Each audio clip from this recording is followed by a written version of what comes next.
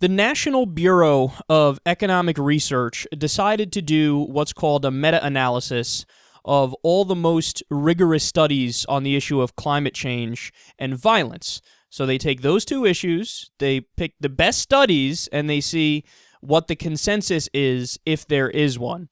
And the findings are incredibly disturbing. So they looked at 55 different studies. This is very, very thorough.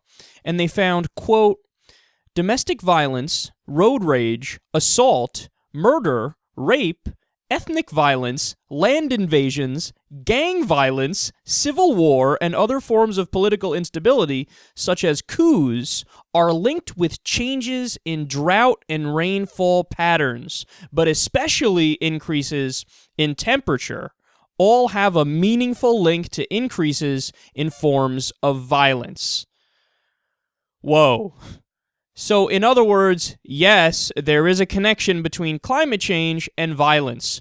Quote, we find that deviations from moderate temperatures and precipitation patterns systematically increases the risk of conflict, often substantially, with average effects that are highly statistically significant. So the researchers go on to explain that the most likely explanation for this is when there's an increase in temperature, that leads to more drought and more famine. So therefore, there are less resources, and the resources that are available are more expensive. And then henceforth, that leads to more conflict. So the more direct connection is between drought and famine and less natural resources and conflict. But that's brought about by the changes in the climate. Also, they say that heat in general tends to increase aggression. And think about this on a micro level. I don't know if you guys have experienced this. I've certainly experienced this, where if you're overheated and you've been outside for an extended period of time on a really warm day, and the sun's beaming down on you, for a while it's very pleasant and very nice. But then if you're out there for a few hours, towards the end of the day, you start to really feel weird and bad and strange. And sometimes being exposed to those kinds of conditions for an extended period of time can lead to increased aggression. So the important caveat that they make in the study, though, is that you have to think of this like steroids and baseball.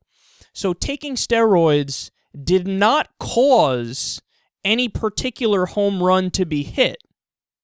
It's just statistically likely, or it statistically increases the likelihood that over time you'll hit more home runs if you're on steroids. So there's this weird gray area for causation correlation with this, but there's definitely a connection either way. I remember it wasn't that long ago where there were articles that were trying to describe and explain the situation in Syria through the lens of climate change.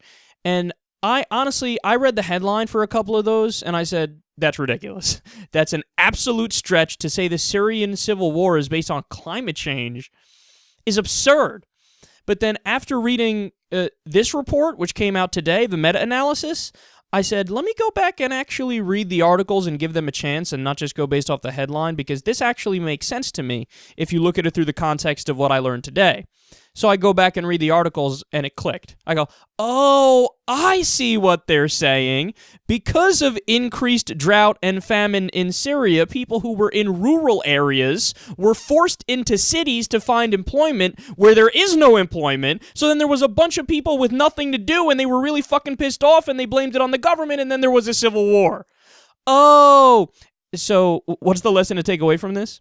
The lesson that we were all taught when we were in second grade. Don't judge a book by its cover. Don't judge an article by its headline, because if you actually read it, you might be swayed.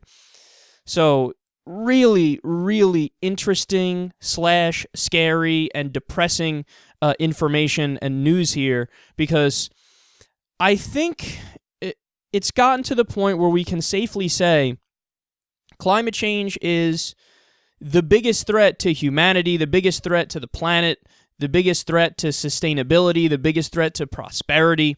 When you really look at the effects of it over over the long term and how quickly we're actually moving in that direction, there should be red flags all over the place, and we should immediately be trying to move down the road of renewable energy, green technology, so on and so forth.